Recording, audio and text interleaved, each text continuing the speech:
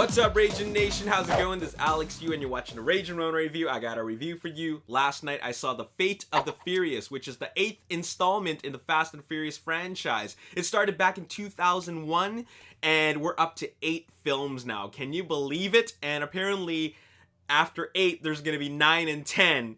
Anyways, so the 8th installment, Fate of the Furious, is directed by F. Gary Gray, who directed Straight Outta Compton. Now, you're probably thinking, Straight Outta Compton was a great film, so it must be pretty awesome to have him direct Fate of the Furious. Well, let me just say, they got F. Gary Gray to direct Fate of the Furious, not because of his work on Straight Outta Compton, more because of his work on The Italian Job, which also starred Charlize Theron.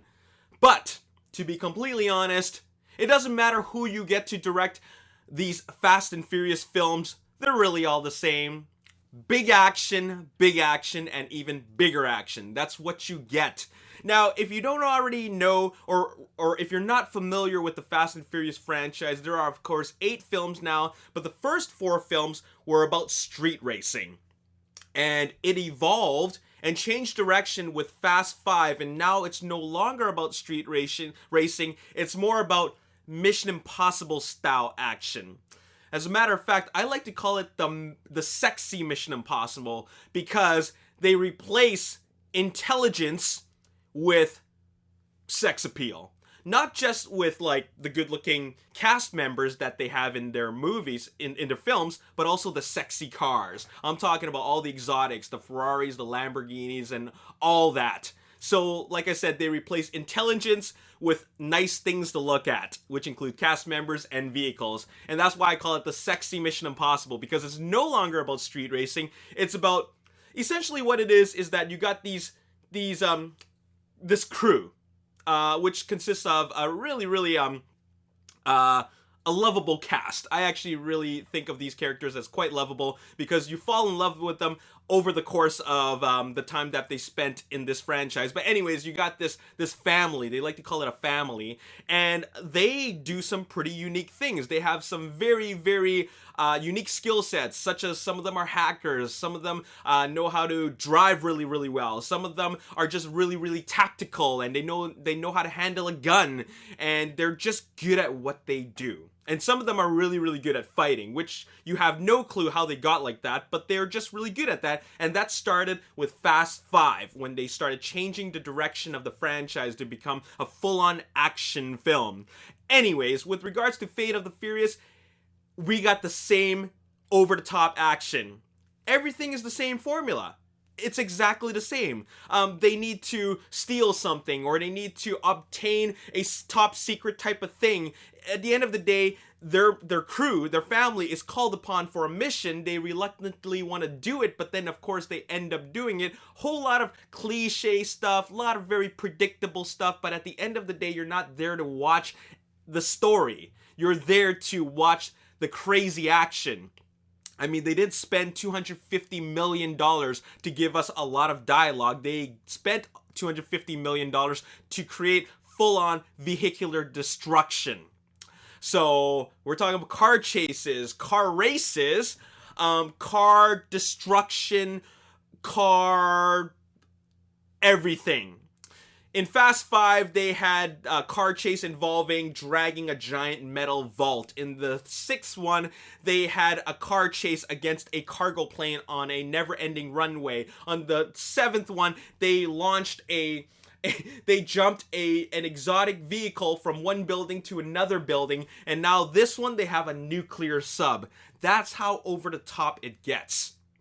It has a 2-hour and 16-minute runtime, and I'll tell you, I was thoroughly entertained, because I knew that I was going into this film with the right type of expectations. I didn't expect a deep story. I expected to see the family do their thing.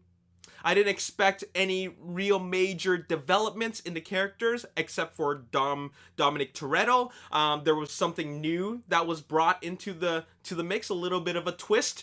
But besides that, everything else is the same. It's the exact same formula. It's you start off with a big action set piece, then you start off with you continue with a bigger set piece, and then you end it off with an even bigger set piece. plot holes galore, a lot of what I like to call cinematic conveniences, such as, oh, we need to get to here. They end up getting there. How the hell do they transport all the vehicles undetected to get here in another part of the world? They're just there. That's what I like to call a cinematic convenience. Another thing is that, for example, they're just really, really good at what they need to do. For example, they need to hack into something, and then whoever they're up against hacks back. So then she's like, oh, she's good. I'm gonna hack her right back. And then she hacks back, and then she hacks her right back again. It's just so convenient. You know what I'm saying? There's no real emphasis on what they need to do. It's just a whole bunch of scenes of playing with the keyboard and going like... So everything is just so convenient, and there's just a lot of plot holes, but I just don't care. All I care about is the big action, and boy, do they deliver.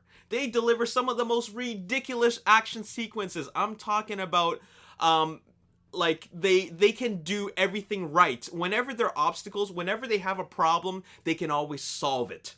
All the time. And like I said, it's just so convenient, but it really doesn't matter. I mean, they're going up against a nuclear sub with a Lamborghini. Can you top that as being any more over the top? No, you can't.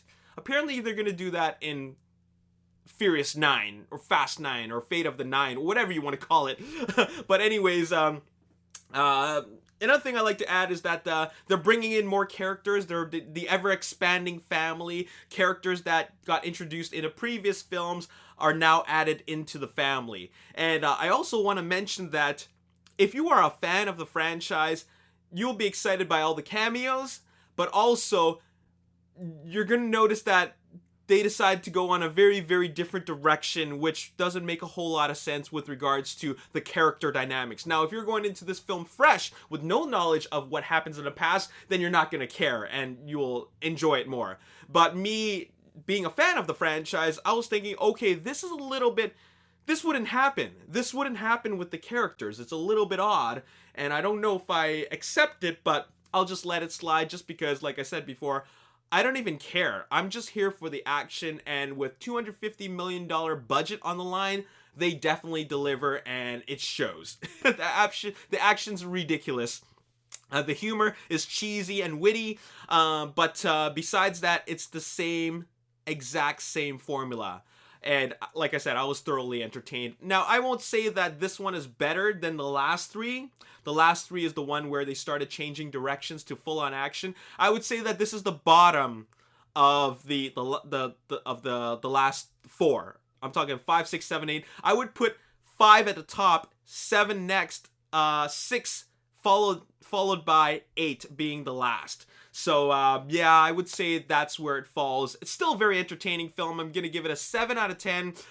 There's one last thing I want to mention, and that is they still keep within the roots. The roots is street racing. But, of course, the studios decided that you can't keep a franchise going like with the theme of street racing forever. So, I'm glad at least they stick with the roots. They know they came from street racing, therefore they gotta add an intense car chase somewhere in the movie, or at least something that has to do with street racing, and they do a good job with that. I really liked how they threw in that little homage to their roots. That was great. As for Charlize Theron, there's one thing I want to add, and that is she was a bit underused. I mean, I liked her as a villain, but definitely underused. After all, coming out of Mad Max Fury Road, they totally underused her. But anyways, I'm pretty excited with everything I saw. And the key word is excited. Because as a fan of the franchise, I felt excited throughout the entire movie. Sure, there were moments I was like, oh god, are you serious? But still, at the end of the day, I was excited because like they delivered everything that they promised on, and that is over-the-top, ridiculous action, and that's what we got. 7 out of 10, I recommend it if you're a fan of the franchise, and you won't be disappointed. So there you have it. That's all I gotta say in this review. Hope you enjoyed it, and if you enjoyed it, hit the like button, subscribe to the YouTube channel, like me on Facebook, The Ragin Nation. Also follow me on Twitter, Ragin Nation. My name is Alex, and thanks for watching. I'll see you next time. Peace.